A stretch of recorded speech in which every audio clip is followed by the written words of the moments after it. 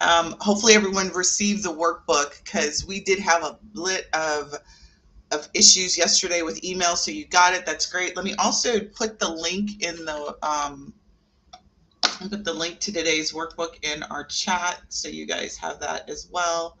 And you can open that up. So I'm putting that in our chat here. And so welcome to day 2 of building credibility, licensing, and partnership. That's what we're going to review today. So we are in day 2 of the Ready to Launch Unlock Your Independence Challenge. And I want to start out by asking, what were some of you guys' biggest aha moments from yesterday? Did you guys work on the homework assignment for the vision? What did you guys reveal about your business? What did you think about yesterday? Give me some feedback in the comments so I can see kind of where you guys were. And I think I was talking to someone afterwards, and I realized that some of you may be at work, and I appreciate you being here, and that's probably why you cannot talk. So please do chat away and let me know in comments kind of what were some of the big takeaways for you from yesterday. We focused on the CEO mind shift and where you need to kind of shift from being a worker in your business, really establishing a vision for your travel business, making sure you have a clear, identifiable why, and really identify some of those things that may be blocking you from your success, and clearly have those in your mind. So what were some of the things that you took away from yesterday? I'm going to let you guys put that in chat, and or if you'd like to come off of mute, you can also do that as well. We have a small group today, so it is okay if we sort of have a personal chat. Did you guys, what did you think of yesterday? Shay, you were very interactive, so I do appreciate you joining us again for day 2, and those who also are joining us. What did you think of yesterday? Make sure I don't have comments locked. It looks like I got you guys in. No one wants to share. Okay, no problem. We'll go ahead and we'll move right on. All right, so credibility myth must, I say that 10 times, Mythbusters. You had to narrow down your vision. That's good, Shay. That's really good. So hopefully you came up with a good vision for your business. I know that we talked yesterday about wellness and group travel is kind of where you want to spend your vision. Yeah, there's a replay, and the replay, I think when we were trying to fix our automation, we may not have sent that out, so we will send that out in our email tonight. So you'll have a replay for today and yesterday's session. Awesome. It's in the email. Yep, it sure is an email. So thanks, Shay. It is there. So all right, so let's just dive in. Really, if you did miss yesterday and you didn't catch it, it really was great, I thought, in terms of really summarizing what you are in business for, right? Because it should be for more than the money. It should be really deeper than that. You should be super clear about what it is that you, who it is you want to help, how you want to show up to your desired clients, and really create an experience that meets the reason why you're doing all of this. So, I'll ask you guys again tomorrow. So if you do have a chance to watch that, if you did miss yesterday, watch it. And then tomorrow I'll ask you guys what your 3-second vision statement is, if you guys came up with that, which was your homework assignment from yesterday. So we're going to go ahead and dive right in so we can stay on track. So the first thing is, let me just set the stage again. If you are joining us, thank you again for spending this time with us this week. However, if you would like more and you'd like to have some personal time, we do have a VIP session that happens right after this. And so if you've already signed up for VIP, that's going to be on a separate Zoom call. We start right at 1:30 and we go for an hour. We did have some breakthroughs yesterday for the people that joined it yesterday. So if you would like to register for VIP, here's the link to do that. And that is really for me to work with you directly to answer any of your specific questions relative to your transition from hosted to independent and anything in between relative to what we're talking about today and beyond. All right, those are 4 days VIP sessions. So we end our VIP session on Thursday. All right, so let's dive in. And today it's all about your roadmap and the first part of the roadmap for independence. And that's really establishing credibility, both internal and external. And we're going to talk about some of the myths that come with credibility. When we think about being independent, many people think that independence really, and to be a credible travel advisor, all that you need is certifications, and that by virtue of you getting certifications, that alone is going to give you sort of this instant credibility, right? And that's all that you need. If I get certifications from all my suppliers, everything's going to be good, and people are going to know that I'm the bomb.com, and that's it. Unfortunately, that is not always the case. You also may have heard, or people think that if I have followers, right? If I have a large following, that's going to make me credible to an equal business success. I'm going to be super successful because I've got a bunch of followers, right? Maybe you have invested time in growing a YouTube channel. Maybe you have a blog, but just because you have those things does not equal buyers, doesn't equal people who are willing to spend money with you on trips. So just because you have a following doesn't always equal business success based on what it is that you want to accomplish in your business. I get a lot of advisors that when I meet them or I meet with them, they'll tell me that the main reason that they want to be in business is because they want to offer low prices to their clients. And I always say, why, right? I'm not really interested in trying to be the cheapest at what I'm doing. I'm really trying to be the best at what I do. And so lower prices don't mean always lower, more clients. We think if we're cheap, that's all I need, right? If I'm cheap and people think that I'm really cheap and they can get a really great deal that's going to get me more clients. And all you need to do is run a sale for your travel business and realize that just because you run a cheap sale doesn't mean that you get clients, doesn't mean you get more clients. And oftentimes it doesn't mean that you get good clients, right? So cheap does not always equal more clients or even better clients. Having a big team means that you have the expertise, and that's going to give you credibility. I've built a big team, and really what it is a big headache, particularly if you don't have a vision and you're sort of all over the place. So a big team does not mean expertise. You can have a very small team, be very niche in the market that you service, and be very much an expert. So bigness does not always equal better expertise or more expertise in your business or get you more credibility as an expert. Quick wins. If some of you all told me that you've been in business for 10 years and maybe if you go back to the beginning and when you first started and you had your first sale and you were like, oh my God, I got to win. Somebody, they asked for a quote and maybe you got a couple of quotes back to back and you thought, oh my God, I am about to make $1 million. That was my mistake, right? When I started in the coaching business, I was like, I got a couple of clients. I am on my way, right? And you get those quick wins, but this is a long game, ladies and gentlemen. This is a long game. This is not a short, quick win type of game. Don't get me wrong. Quick wins are good for the soul and they're good for the spirit, but that does not mean that that's going to equal lasting success, because what happens in a lot of entrepreneurs, travelpreneurs, it doesn't matter what kind of business that you have, you get these wins, but you don't establish the processes in your business from a marketing perspective that ensures that you constantly have leads. You kind of go like this. You go up, you have a lot of business and you're working really feverishly, getting a bunch of quotes out, you're getting trips booked, and you're not doing anything in marketing. And then once all those trips are booked and people are booked, then it goes down. And then you've got this sort of dry spell. And then you're like, I hate this job. I hate this life, right? There's no money coming in. I don't have anything to do. I don't have any work. That's because you don't have a process to consistently get you leads in your business. So you go through this sort of roller coaster of activity. So we want to eliminate that roller coaster and sort of create this sort of steady growth model in your business. So there's really two phases of credibility, right? That really build the foundation of trust.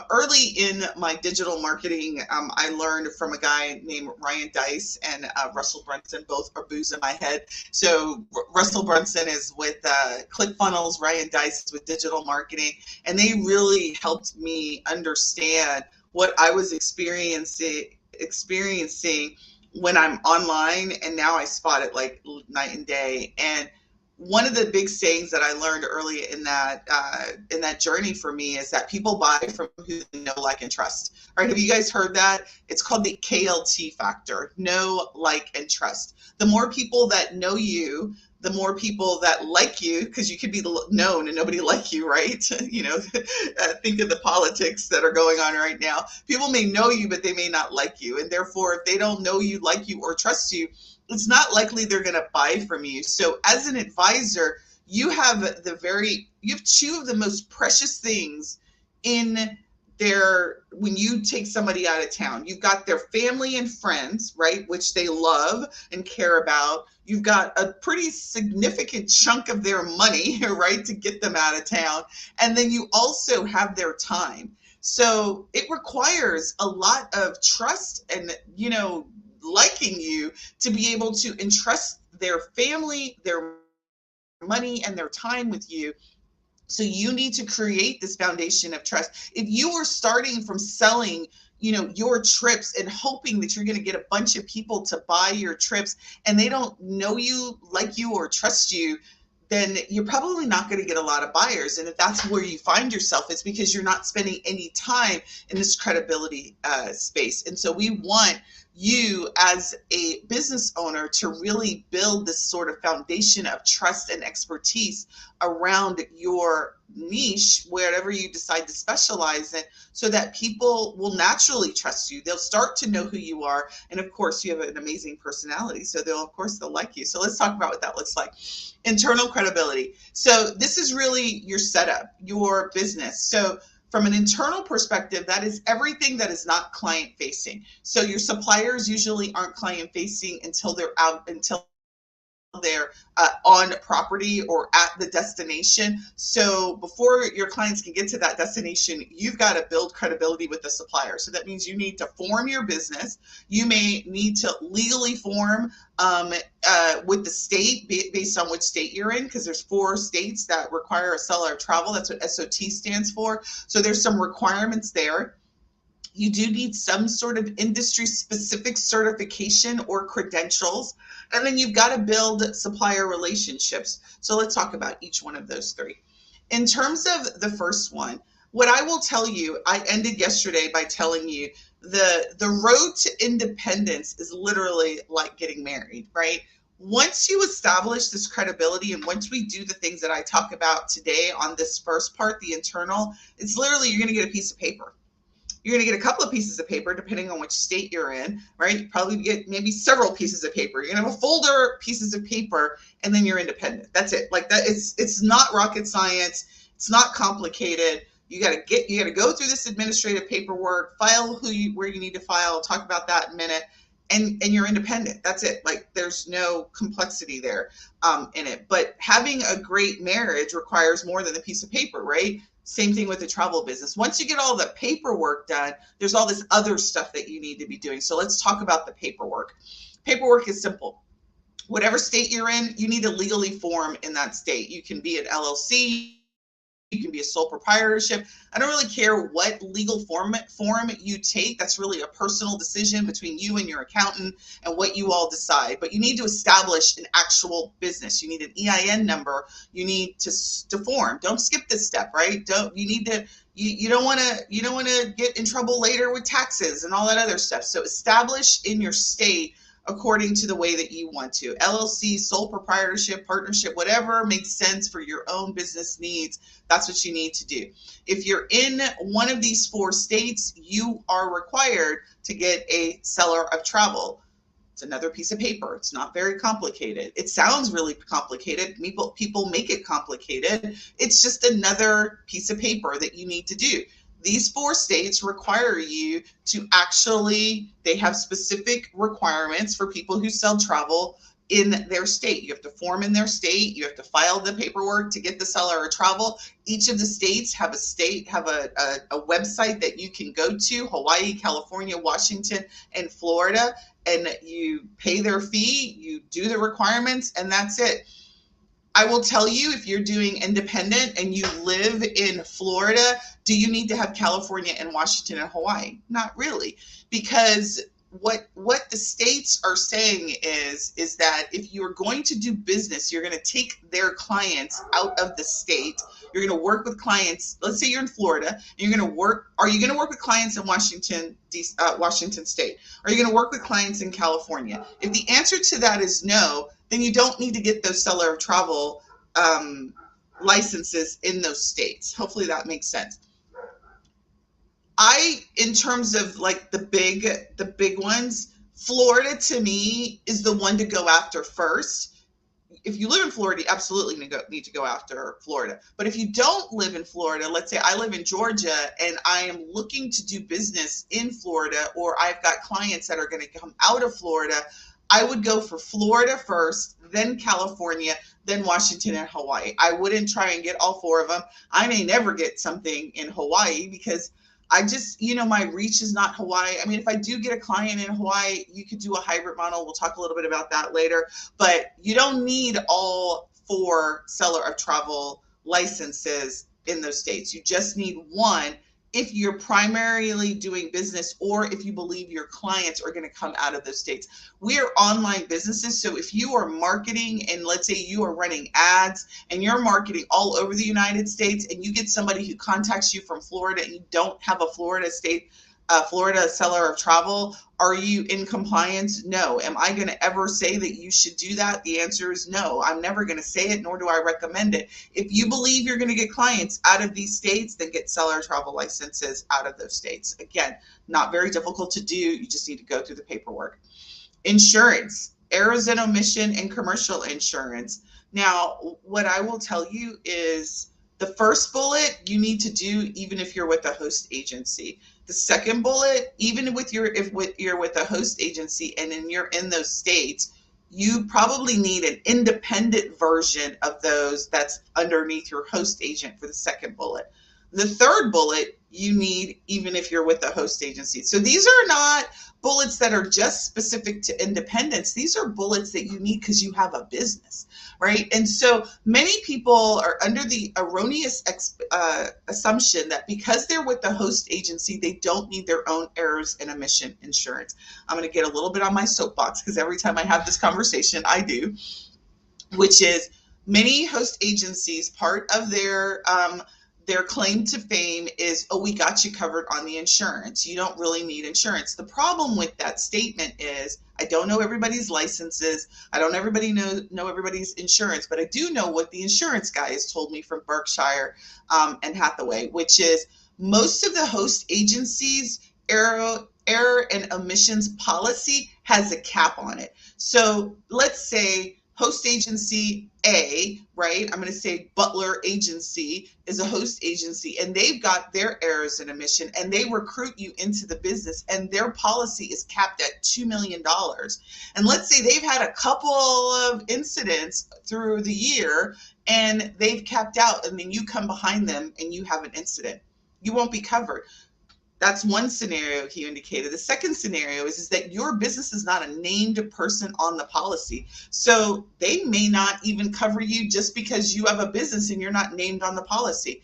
Protect yourself. This is a business that you need protection. Errors and omission is one of those risk protections that you need in your business. This is not an independent conversation. This is a business conversation. So every travel business needs to have their own errors and omissions policy, and commercial insurance is errors and omissions is specific to travel.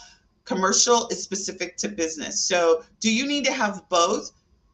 Depending on what your situation is and what you're doing in your business, you may need to have both. Something to have a conversation with your insurance company, right? So insurance, that protects risk. Somebody falls on a trip and they want to sue you. Is it your fault? No, but could you be sued? Possibly, right? Because we make recommendations. So is it grounds for a suit that you as an advisor actually recommended a location to a person and they fell and broke their leg? Is it grounds for a suit? Yes. Should they be suing you? Probably not. They should have had insurance, right? But they should have had travel insurance to cover them. But all that being said, Could you be sued? Yes. Did you forget to, like, maybe you omitted the name misspelling and it caused them to have a problem? That's what the errors and omissions insurance covers. It covers errors and omissions and protects your business in the event that you made an error in the booking of a trip. All right. So I'm off that soapbox. Insurance is a big thing that you need to have in your business. Legal protection. So this is another risk factor. A lot of advisors, I'm not saying that you all on the call are this way, but a lot of advisors I work with don't have terms and conditions. They don't have contracts in place. They're just doing transactions like they're selling t-shirts. And you're not selling t-shirts. You got people's lives in mind. You got their money. You got big money, right? So you need terms. You need to explain to people how you handle refunds, how you do cancellations, what you cover, the jurisdiction, that in the event that there's a dispute, who's got jurisdiction. If somebody is coming out of, Nebraska, do you want jurisdiction in Nebraska if they want to sue you? Heck no, I want it in the state that I'm in. So I need to establish jurisdiction. That's what terms and condition does for you. Credit card authorizations, insurance waivers. There's all sorts of stuff that we as advisors add on when we book travel for clients. And so just because you're with the host agency doesn't mean that you don't need to have all this stuff. You're in business. So really all four of these are credibility items that you need as a business owner. So I just want to say that it's not an independent thing. This is a 4 criteria that you need for internal credibility for your business because you decided to go in business. All right. Industry credentials, very simple here. There's really 2 paths to get industry credentials. When I was recruited in this business, I was told that you need to get ARC, which is your Airline Relationship Corporation or something like that. That's the airline credential. You don't need an ARC. You don't need an ARC to do business in this as an advisor, to sell travel. You don't need an ARC. Many anti-MLMers will tout the fact that you need an IATA, and you've got to have an IATA to be a legitimate credentialed travel advisors. Although it's nice to have an IATA, it's not a requirement. You really, to be recognized with your suppliers, you need one of 2 credentials. You need a CLIA license or a certification or a TRUE. I'm going to tell you what I prefer, but you have these 2 paths. CLIA is the cruise industry certification. Costs $399 per year. You have to renew every year to get your credential. Pretty much all suppliers. I have not met a supplier yet, international or domestic, and I'm speaking United States domestic, do not recognize CLIA. I have heard tell, though, that not all international suppliers recognize CCRA. So I'm going to tell you what I find to be the difference between the 2. CLIA does 1 major event a year. They don't have local chapters. They are, you pay the $399. You got to take a test every year. You got to do some training, some cruising training every year. You go to the convention, workshop, whatever they call it, 360 every year. You can do that, right? And that's it. Like, they're really not in your business. I love them because they got Marriott rewards. So they got the Marriott, the Hotel Excellence thing. You take that training every year and you get 50% off of rack rates. They're the only people that got that Marriott thing. So if you're a Marriott lover, CLIA is the way to go, right? You pay your $399, boom, you go to the site, you register for an account, you go, you get the agency license. If you're with your host agency and you already have a Embark ID card, that does not mean that you have an agency license. You probably pay $119, $120, or whatever that cost is for the independent agent underneath your host agency. You want an actual agency license. Requirements are pretty simple. You need to have a business formation. You need to actually prove that you're a formed business. You usually send them your business formation papers. You send that to them, and you're good as go. I mean, it takes like 2 days. You're in there like swimwear. CCR, they make you go through a little bit more hoops to do that. However, they do have local chapters. So if you're into that kind of thing and you need that sort of camaraderie, you need to, lock arms with other advisors, and you need to come together and have meetings every month and do all that. I'm not knocking. I'm just telling you that's what they have. They have the local chapters. I know people who are both part of both.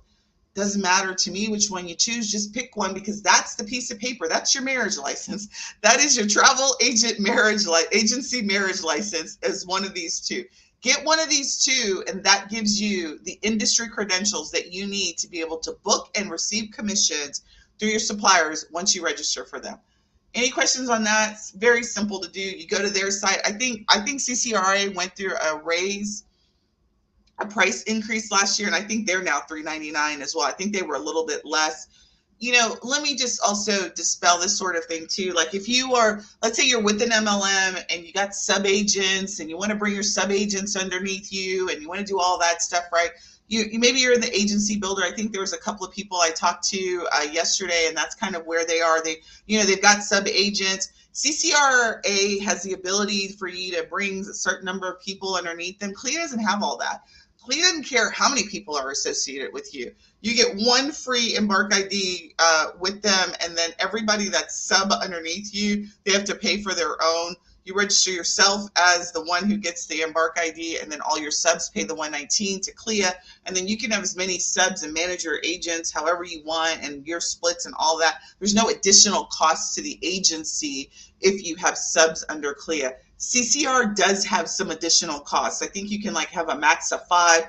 I haven't looked this up in a while, but I think you can have a max of 5 underneath $3.99 or whatever the new number is.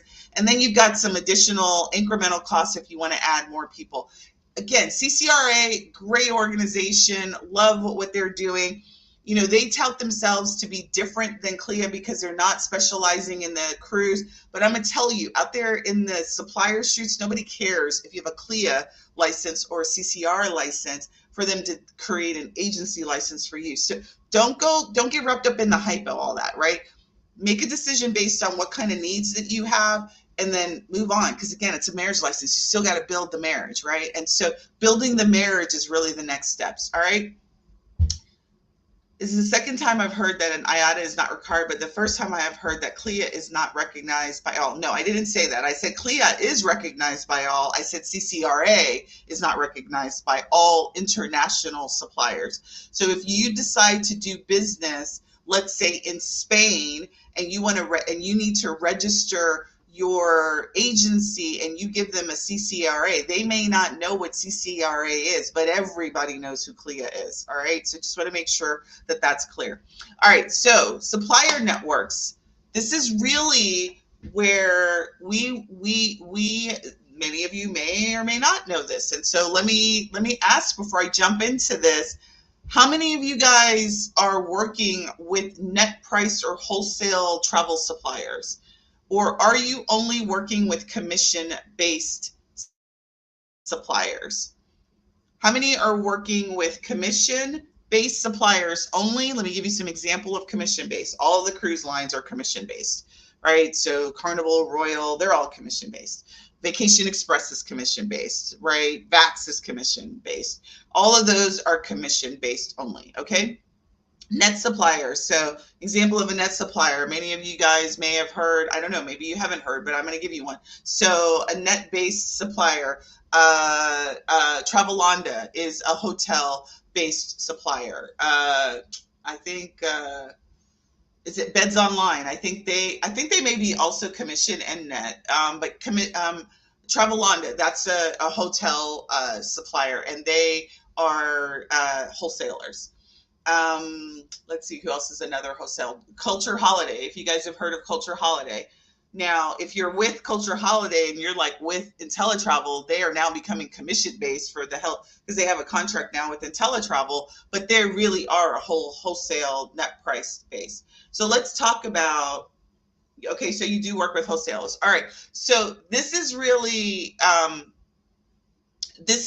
where, as an independent, you have the real opportunity to sort of spread your wings as an independent. So, the host agency, their goal is to make money, right? Their goal is to sign up sub-agents and book, help facilitate the conversation between you and suppliers, right? So that's what the host agency's main job is to create a quicker bridge to suppliers. When you decide to go independent, you no longer have that bridge. You are your own bridge. So you don't have somebody who's negotiating on your behalf for these suppliers. Most of the host agencies are only working with commission because they get a cut of the commission. If they are working with net, then there's no way for them to make money. So of course they don't want you to know about wholesalers because they get cut out of the equation. Well, when you're independent, you are the equation. You want to work with as many net price wholesalers as you can, because I want you to think of it as a t-shirt, right? I want to get travel as cheap and as best as I can from the cheapest vendor that's going to give me the same quality service so that I can mark it up and make the most amount of profit, right? So commission-based, and we're going to talk about kind of what the difference is. So commission-based independent considerations is your commission is usually set, but you can negotiate it if you have volume. So if you're working with a supplier that offers commission, let's use the cruise line as an example. Cruise lines, the minute you go independent, if you're with the host agency that's pretty reputable, has been there a while, they probably are operating at volume. So their commission rate, like I mentioned yesterday, is 16%, right? And let's say all that you've been doing the last 10 years is booking with Carnival or booking with Royal or booking with fill in the blank, right? And you got all this history that says, I have booked this amount of work with you all over the last few years. Could you go to the table and negotiate another rate? I would absolutely, if I had that to back. If my historical sales with my host agency have been X, I would take a look at my history. I would reach out to the BDM and I'd have a conversation with them about the fact that I don't want to start at 10%. I want to go to your next tier of 12%. And what is it going to take to do that? You have the ability. You're an agency. You're not just this little person that's out there. You've got the history to back up. You've got information to back up where you stand, and you're good as gold. Commission-based, that's all they really care about. Commission-based suppliers care about volume. They care about how much money are you bringing to the table? How much volume can you bring to the table? So the more volume you bring in terms of sales to them, the higher your percentage of commission is going to be. So all of them are going to start you at some level, and then you're going to want to track your history and make sure you hit their threshold and get to the next level, right? Set up an administration. You just have to set up your accounts, your agency level accounts with them, and that's it. Like, you're going to get a login and that's it. It's not a lot of work there. It's just administrative. And what is the work is the follow-up. I'm not going to lie. And this is really with all suppliers. The work is not that it's very complicated to set up the agency accounts with the supplier. It's just, like, I love spreadsheets. So you got to have a spreadsheet and you got to follow up with them, because you'll send them the information. They got to follow up. I didn't get my account. Can you give me my account? It's just a lot of back and forth that you have to do when it comes to actually setting it up. But from a commission-based perspective, all that you're going to get a commission. It's probably going to be less than what it was with your host agency. But after you take the split, if you were at an 80-20, 30-70, 70-30, 50-50, whatever your split was, you take that out the equation, it really is probably not going to be as bad as you think. So the benefits of working with a commission-based supplier is usually they do a lot of the upfront lifting. They've already designed for you. They have everything nice in a package for you. They have websites. You don't usually have to pick up the phone. You don't have to email them. You don't have to do any of that work. They got everything all nicely packaged and stuff. And you sort of click, click, click, click. And that's it, right? That's what I find with commission. But what I also find with commission-based suppliers is they do more work for you. They give you less commission. So you're usually anywhere from 15% or less in terms of your profitability when you're working with commission-based. Does that make sense? It's rare that you're going to find a commission-based supplier that's going to pay you more than, let's say, I think the highest I've seen is like 18%, right? So that's the maximum amount of money that you're going to make on any deal that you do with them when you're working with a commission-based, all right? Net-based. Independent consideration, price determination, you have to decide the price. So I'm going to give you an example. Let's say you are working with Culture Holiday, which is a net-based vendor, and they give you a trip. Like last year, they were doing summer trips to Dubai for like $6.99. Woo, beautiful, right? It's hot as hell in Dubai in July, because I did it. I actually went, and it's really hot. But $6.99, and you could probably sell that trip to your clients for $15.99, $18.99, right? Same trip. nothing you just literally marked it up. That margin between the price that they gave you and what you sell it for is up to you. The vendor doesn't care, nor do they get in your business on what you set the price to. You need to have a pricing strategy to determine what the best price is. Setup and administration is pretty much the same. Negotiation on the rates. What I find to be really great with NetBase is that if you are, there's this whole training that we have with our students where we teach them about how to price and how to shop a price for a trip and then do comparisons. You can negotiate potentially pricing for your cost for a trip. You have that ability to do that in NetBase, right? Much more control over the retail price. So, unfortunately, I use Culture Holiday as an example. Love the guy who runs that company, or I don't know if he runs the company. He's my I guess he's my BDM, for lack of a better word. And when I'm in this Facebook group, I hear people always asking, like, what price should I charge? And literally people are charging like, $200-$300 off over cost. And I'm like, why?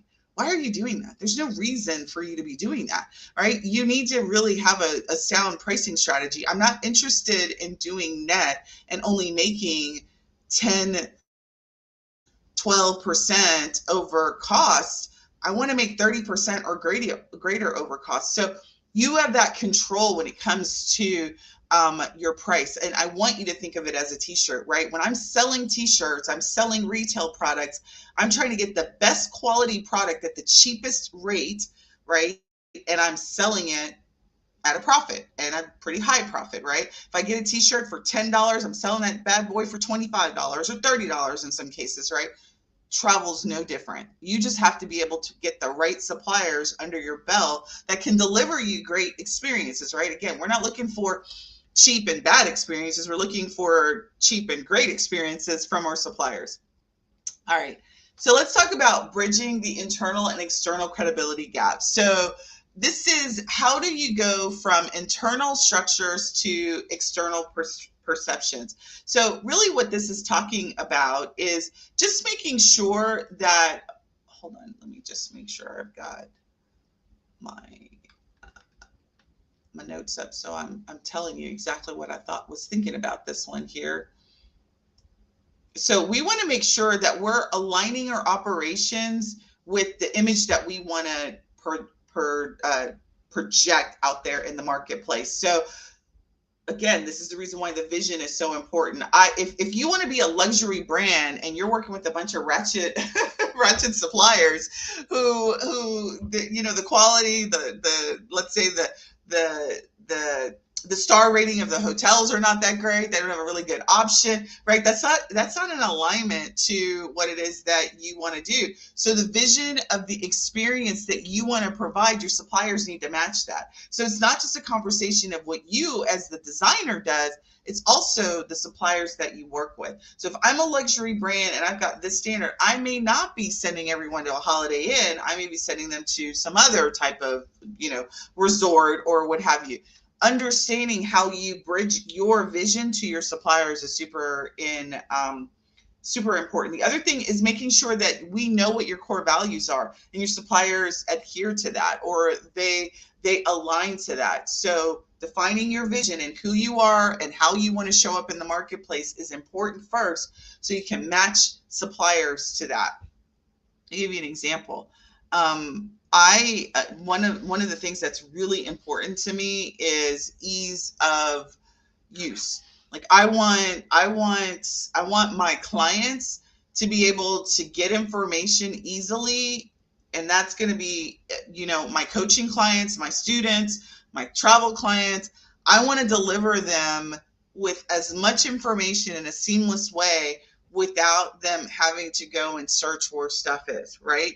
So if my supplier delivers everything to me in paper, I'm going to use Princess Cruise Line as an example, because this is like an immediate turnoff for me, is I had to sign up. I was planning a cruise, and it was for an older couple. It's for my father and his wife. They're celebrating. So I wasn't signed up with Princess last year. So I go sign up for Princess, and the application, I had to fax the application. I was like, who's faxing in 2023? So I like took them off my list. I was like, because if I gotta fax you an application, that means any problem I've got, like I'm not going through that, right? So even that was important to me. I wanted to make sure that every touch point, so my internal touch point with them was going to be seamless, because God forbid something happen and my clients got to interact with them. I don't want them, like, I don't even know how to operate a fax machine, to tell you the truth. So that is just, I mean, it's a silly example, but it's an example nonetheless, is that you want to make sure that the way that you run the business internally reflects the outward presentation that you want to have with your clients. So let's talk a little bit about what all of that means. First is you got to build your brand. Starts with your vision. So that's why yesterday is so important, is that we got to understand, and brand is more than just a logo. Most people will think, oh, I've got a logo, I've got a brand, right? I got some colors picked and I'm good to go, right? That's all I need. I got a URL and everything is great. No, a brand is more than that. Literally, I heard a definition of brand a couple of months ago. I follow this guy by the name of, what is his name? Myron Golden. Love this guy. If you're ever into listening to somebody who's got like spiritual, just look him up. His name is Myron Golden. I don't even know how to explain him. Like, I love this guy. So he said that branding is really the story. Your brand is the story that people relate to when they hear that they relate to. Let me, because I don't want to butcher this, because when I heard it, I wrote it down, and I didn't put it in the notes here, and I should have. But a brand is the story that people use, is your story that you tell that people can see themselves in. Like, I think that's the way it goes. I'm gonna have to look that up, and I'll get that to you guys tomorrow. But that's what a brand is. So when it comes to your travel business, you should be selling stories. You should be selling travel experiences, right?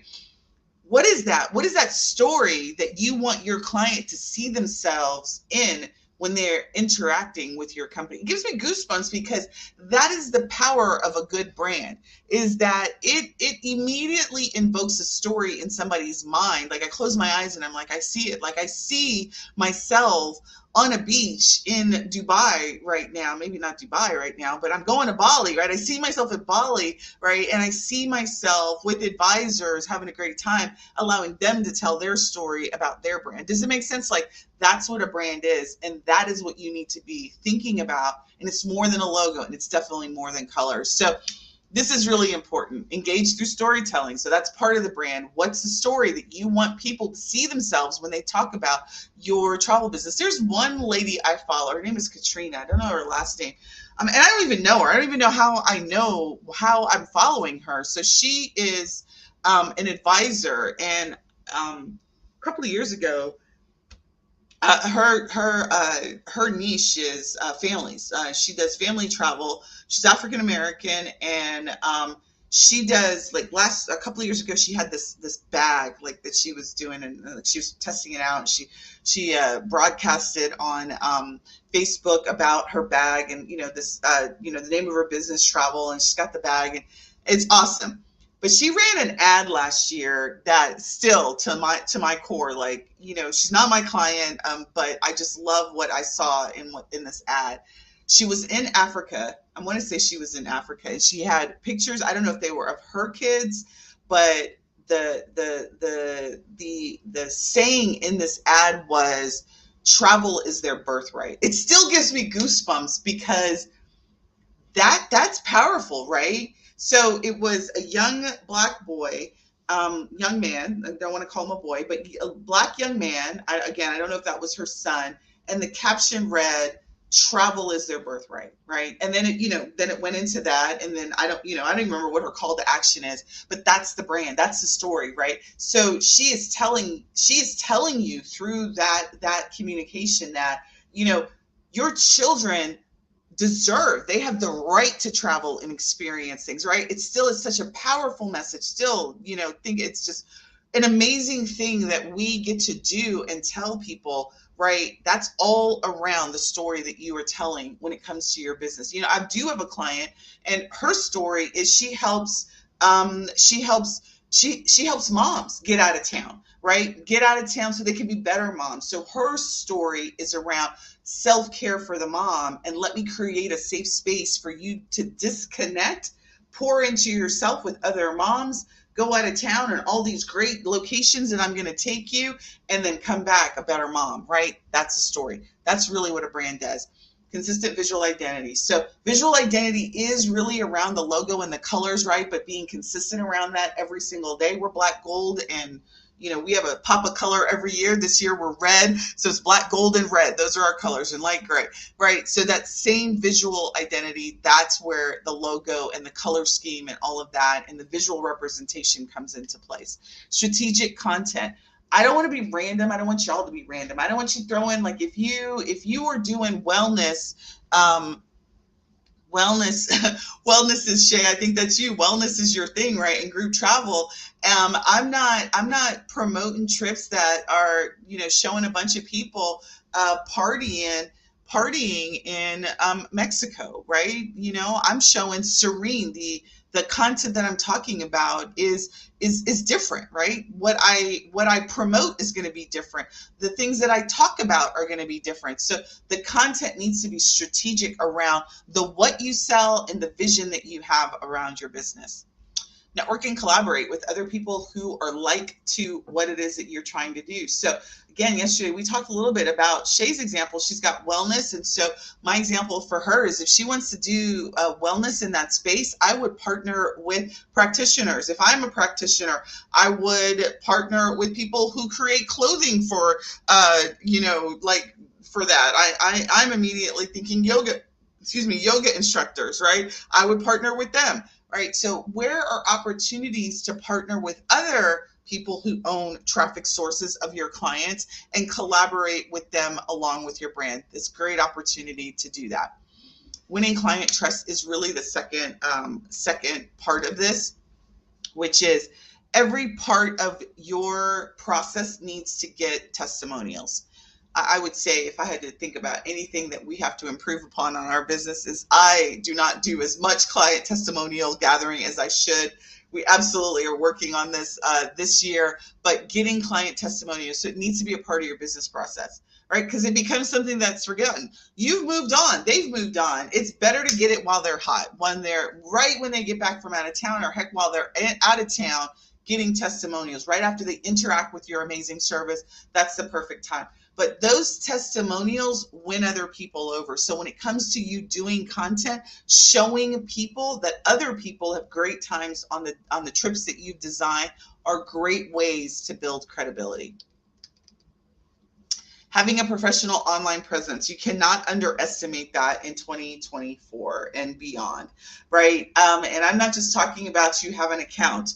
You have accounts that really represent who you are and what it is that you're doing. And it's not just you throwing up, I've got a promotion for $3,000 and go on my trip. It's got thought-provoking information on it. So if you are specializing, I'm going to not pick on wellness, but I'm going to pick on wellness because it's a great example. If I'm specializing in wellness, the types of things I'm going to be talking about are not just travel related items. I'm going to be talking about mind, spirit, and body types of things, right? Maybe clothing. I may be talking about food. I may be talking about what you need to do as it relates to being out of town when it comes to wellness, how not to be stressed getting out of town on a trip that you're about to go on, right? So, and I'm doing that. So when somebody comes to my pages and they come to my sites, right? My website, my Facebook business page, my Instagram page, my LinkedIn page, they're all going to see the same consistent message. There's no ambiguity about what it is that I do and how I help them. Engaging personal brand. Your objective in life is to engage, right? It's not to sell. Your objective in life is to build relationships. If you are not focused on building relationships, it becomes very difficult to know, like, and trust you. We are not McDonald's. We're not Coca-Cola. We're not any of those big brands that have unlimited budgets to throw at people just getting familiar with our logo. right? We don't have the luxury of that. Your most powerful asset in your travel business is you, right? And so you are the brand. And so you want to give people the opportunity to get to know you. So how do you do that? You've got to create engaging means to do that. And I'll tell you how we do that. YouTube and Facebook. So I've spent years growing a Facebook group, right? And I don't just have a group full of people in it. I show up in that group every week. I don't do it every week like I used to, but I show up at least 2-3 times a month, every Wednesday, talking about what's important to my community. I am holistically on YouTube, have built, I think in counting, we have over 400 videos, most of them hidden because it's training, but we show up on YouTube, building a YouTube community, right? And the objective is engagement, provide value on that. And advisors, you all have the same opportunity. People want to see these destinations. They want to see what you think of these destinations, what you have to say about the destinations, about the journey on getting out of town, being out of town, coming back from out of town, how you want to be more out of town, whatever that may be, engagement. And it's really around you showing up in a way that's good for you. I'm not saying you have to do video, but video is very powerful. If you got 3 ways to do it. You can do it through video, you can do it through audio, and you can do it through the written word. But either way, you got to do it, and you got to do it consistently. And you got to get all of that content in front of the people that you want to. Community involvement. And I mean this, your community and also local community, because I think as online providers, we forget about the fact that we live in towns where people are. And, I'm probably more of an introvert than I used to be, definitely after COVID. But what COVID unfortunately did to me is make me work more from home than I did. But getting out there and networking locally and being involved in your community is one way to also build trust, right? Your local chamber, local events, and again, not just travel specific events. We all go out to the travel show, right? We meet some suppliers, and that's all great. But what we really want to do is, who is your client and what kind of groups are you involved in that your clients are doing? So let's say I work with, I am a certified project manager. I'm a certified project manager, and I don't sell the project managers, but if I were to sell the project managers, I'd be in a local PMI chapter. And I would be involved in that chapter because it's my profession. It's what I do. It's what that's what my personal certification is. And then I'd be talking about travel, and I'd be talking about how I get project managers out of town. And I'd probably be sponsoring the local chapter events with my travel business. That's what I would do, right? Locally. So getting involved in your community. If you've got a charitable organization, partnering with charitable organizations, right? Just don't forget about your local community, and don't forget about growing your own community. All right. And then client endorsements, getting feedback from your clients, good or bad. I always like to open up that chain of communication. I want to know how I'm doing good and how I'm doing bad. I take feedback. It doesn't matter if it's good or bad. I take it and I consider it all, because it only makes me better. I am in service. My role in this world is to be in service. I am in service to my clients, to my students, to my network. I am in service. So I want to hear their feedback. Now, not all feedback is useful feedback. So don't get me wrong. I'm not saying that you should take everybody's feedback and act on it. You do have the ability to discern what is good for you and what is not. But I do solicit feedback. I do solicit success stories. Who have found success and what's working for them and why it's working for them. So if you can get clients to endorse how amazing you are, showcase it. Like, don't be afraid. That's perfect stuff to put on social media. That's perfect stuff to put in an email notice. That's perfect stuff to create short videos around, right? Utilize social proof. Encourage referrals. Last year I did a training. One of my lives is on creating a referral program. If you're interested, take a look on YouTube. And I know if you search it, it'll be out there. But it was the whole idea of creating a referral program for your travel business, and not just some little schwanky where you're giving somebody a coffee card, but make it like worth their while to refer people to you. Why do you want them to endorse you? Don't make it just a win-win for you, make it a win-win for them. So I definitely encourage referrals because it costs you just the cost of whatever that referral. I would be okay with paying somebody if I'm doing a trip and my markup is 30-40% and I'm going to get let's say a $2,000 markup or whatever that markup, I'd be okay paying $200 in a referral bonus. I'd be okay doing that all day long because to win a stranger over may cost me more than that, right? To do advertising, to grow my list and to get that same stranger may cost me more money than that, more time than that. So if I give a referral that's worth somebody's money, time to do, I'm okay in paying that because it's cheaper to get referrals than it is to win strangers over.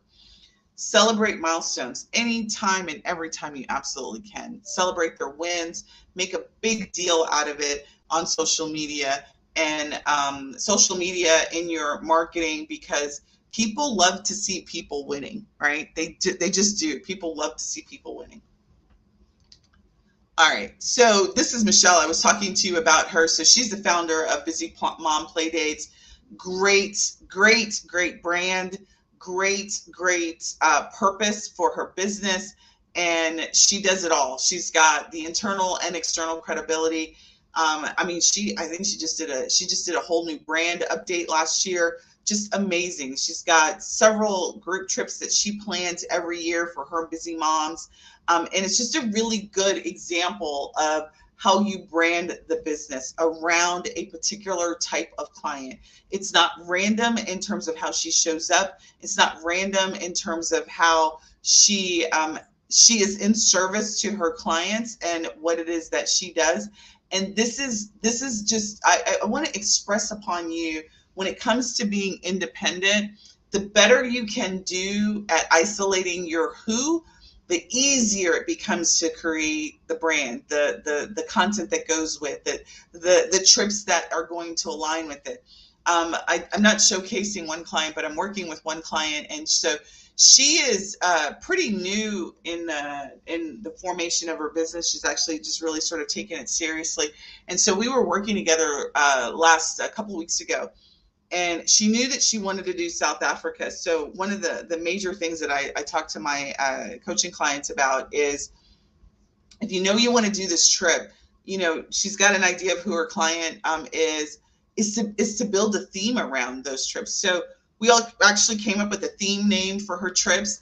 And now she's got an entire sort of theme around the purpose for her trips, the reason why people want to go on these trips. She's now got a branded logo for the trips now. So every trip that she has is going to be along a particular theme. Now the marketing of those trips become a lot easier. The way that those trips are going to be visually presented become the same. So this is the power of what building the vision does for you from day one, and building the credibility in day two that we've done will do for you as well. So now I'm going to open it up for a little bit of questions before we go to our VIP session. Your homework, let's take a look at what your homework is, and let's go through that. And then I'm going to have you guys get her done. So let me just open up that really quick.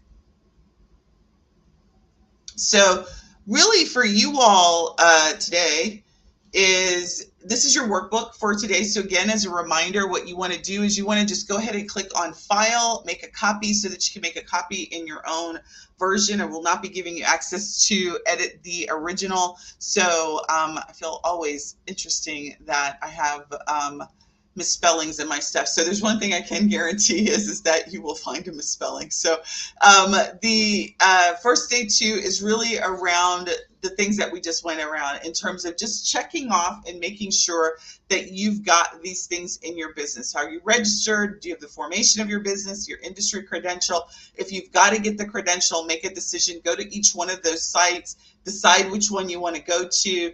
If you got it and you haven't renewed, this is the time to do that. Because for CLIA, you have to renew every year. It's only good for 12 months and it ends. Usually they stop renewals in October for the current year, and then they start doing the new year. Who are your suppliers? We talked about the suppliers, but the thing that I really want you to think about here is when you're working with a host agency, they've got hundreds of suppliers that they've signed up with because they're trying to cater to a broader audience. For you as an independent advisor, you don't need hundreds of suppliers. I recommend that you start with maybe 3 to 5 of your choice suppliers, maybe 10 at the max if you're doing different types of modes of travel, like you're doing cruise, you're doing land, maybe you're doing river, right? Again, small set of suppliers to start with, register with them. Do not overwhelm yourself with trying to sign up with all the same suppliers at your host agency because it's not necessary. You're not going to work with them all, and it really is an administrative nightmare. So if there's suppliers that you've already been working with that you love, register with them. That's all you need to start with, and then you can just add as you find additional suppliers that you want to work with going further. And then really we didn't talk about operations, but this is certainly something that you'll want to consider is how you run your business. Like what are you doing for, we really, for many of you may or may not know, we've got software that helps you manage your business and business processes. So yesterday when we talked about the stage 2, which is stabilizing your operations, what are you doing for the operations of your business? How do you take in requests, travel requests? How do you manage payments right now? Are you going to continue as you go independent? Are you going to continue to be a pass-through and just collect credit card information? You need a PCI compliant way to do that. Are you going to process payments internally? How are you going to handle the money? How are you going to handle the reminders, invoicing, terms and conditions? How are you going to do all of that? How are you going to do booking? How are you going to manage the booking? If let's say you're with IntelliTravel and you're using their system, well, if you decide to leave IntelliTravel, you decide to go to you go independent, what are you going to do? How are you going to manage the booking? You're going to do it in paper and not in 2024. You shouldn't be. So what system do you need? You're going to use Traveljoy. You're going to use Travelfire. You're going to use Turn. Who are you going to use to manage the book? Are you going to use our system? At the end of the day, how are you going to do all of the business of your business? Have you thought through that? This is an independent or a hosted question.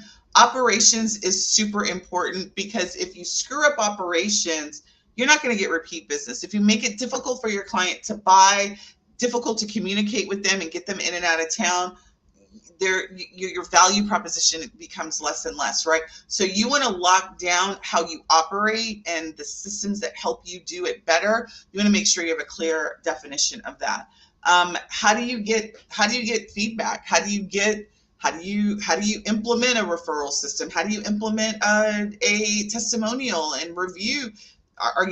Where are you capturing that? Is that in a site now it's in your Drive and you don't broadcast it? Is it on your Google page? Is it in your Facebook business page? Just your whole process for getting feedback, right?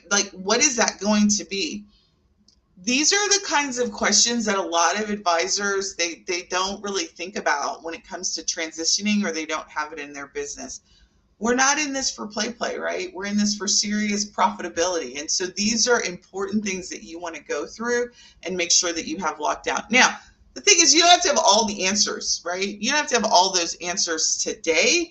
You just need to make sure that you've accounted for them and you've made decisions on purpose. You've made decisions to wait to decide on a review process. You've made decisions to wait on XYZ. Just be intentional about, don't do it because you just don't know. Okay? All right, let me see if I missed any questions. All right, so somebody asked, what are some great examples of way to partner with practitioners that can share leads, such as wedding planners? Should we offer them a small percentage of confirmed sale from their lead? So that is a very loaded, multiple-tiered question, but I'm going to answer it to what comes to the top of my head. The way that you approach suppliers or other businesses that are complementary to your businesses, you approach them from a win-win perspective. Meaning, if you've done no research on the supplier and you don't know who their client base is, you don't know anything about them, and you're going there to go look to get something from them, and you haven't created an offer for them that makes it advantageous for them to work with you, then that's just a recipe for disaster. Meaning, if I'm going to use the weddings as an example. If I want to do destination weddings, a good partner to go to would be people boutiques who sell like specialized wedding gowns, right? In Frisco, where I'm from, we had a barbershop, and across the street, so our barbershop's here, and like, across the way, there was this like amazing, because I actually looked at the space before she bought it. It was an amazing, beautiful wedding dress boutique thing, like custom. It wasn't like a right, David's bridal gown place. It was a custom. I don't know if it was custom, but it was just a really beautiful boutique. It was in our old downtown area, and it was right there on the corner. Beautiful space, beautiful thing. I would approach her. I'd go online. I'd see what she's doing online. I'd see what her price points were, make sure that she was in alignment with her. And what I would do is I would reach out to her, and I would talk to her about maybe doing a campaign together. I'd find out if she had an online space at all. If she did a blog, I'd offer to write a blog with her to be able to be showcased in her list, right? That's an example of a win-win. I will write you content, which most people don't write content, right? I'd write some blogs. I'd offer to write some blogs to her community of people. So, she did a newsletter. And could I be a guest writer in her thing? And I will provide her content around the best destination for her brides to go to, right? That's an example of a partnership, right? Why is that advantageous for you? Right? And why is it advantageous for her? It's advantageous for her because all businesses are looking for content. They're all looking for ways to relate to their audience. And that's one less thing that owner has to do. And she's probably racking her brain every year, every day, month, or whenever she releases her newsletter, and doesn't have a way to do that. And I offer to provide her a content piece, right? I'd research to see if that was the case. And then as a result, and what's the win for you? You get access to a community of people that you may not have had access that are local to you, and now know that your travel business is in existence, right? That's an example of a win-win solution. Does that make sense? Hopefully, I think that was Rhonda who asked that question, right? So that would be an example of how we would share leads. She could write a blog in my newsletter. I write a blog in her newsletter, and we both get, right? If I'm servicing the wedding community, that's how we could share that. Small percentage of confirmed sales. So, I'm not up for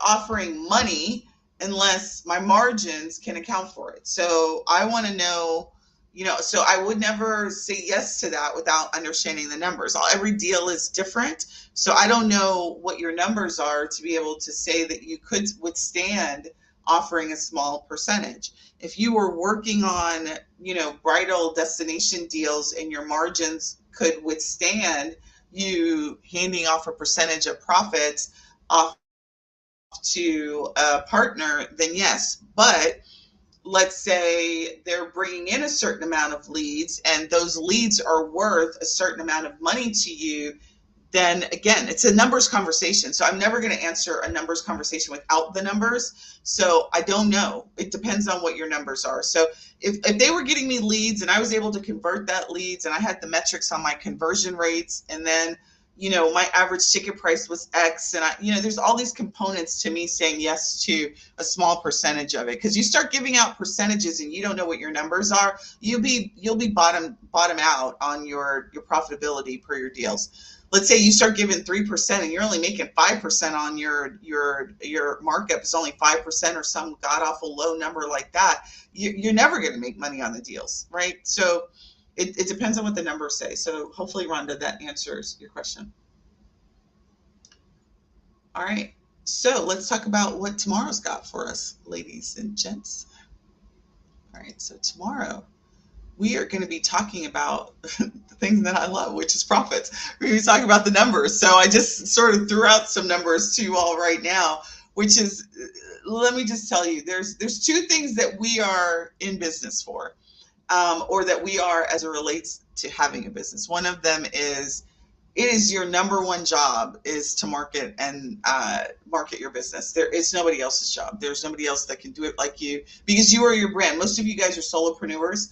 You are by yourself. You are the brand, and it is. And you're not showing your face near enough. So you are the brand. And I'm going to tell you, I totally get it. Like when I started in the online space, like me showing my face and talking to you all on camera was the very last thing I ever wanted to do. I started my businesses, I started in the hair industry, and I just wanted to be in my office. Like I didn't want to come out. I didn't want to talk to people, but you don't make money hiding in your office. You don't make money hiding behind your computer. You make money creating relationships, developing relationships, getting people to know you that you want to know, like putting yourself out there in front of the people that you want to service. And the only way to do that is to show up. So if you're a solopreneur and you don't have a team and you don't have millions of dollars, thousands of dollars to dedicate to people getting to know a familiar logo, you got to be dedicating time and money for people to get to know you. And so the best way to do that is to show up. And we want to make money. So if you want to maximize the amount of money that you do, you got to show up. And so we're going to talk tomorrow about what the components of profitability look like for your business. You do have a lot more control when you're independent versus when you're hosted. So we'll talk about those numbers and what you need to be considering. All right, so your homework is, I sort of got a little bit off track, so let's finish the second part of this, which is your external credibility. So let's just answer these questions around your branding, your online presence. Like, do you have one? Do you need to build one? You don't need to build one in all locations. Just pick one to start with, particularly if you're starting new. And then kind of what is your marketing? Like, what's your marketing plan? Like, do you have a budget? How are you gonna get in front of the people that you want to get in front of? Work through those things today, because that really is then going to take us into our next topic, which is profitability. All right, any other questions before we go? And if you are in the VIP, we're going to have about a 15-minute break. I'm going to go grab some water and go get a bite to eat before I see you in the next Zoom room at 1:30 sharp. We will start up at 1:30. So if there's specific use cases or things that you want to talk about when it comes to your travel business, and you'd like to join us in the VIP, you have the opportunity to get access to me for the next hour starting at 1:30. You just upgrade to the VIP, and I will see you in the next session, and I will see the rest of you all tomorrow, same time. Thanks for joining. Talk to you soon.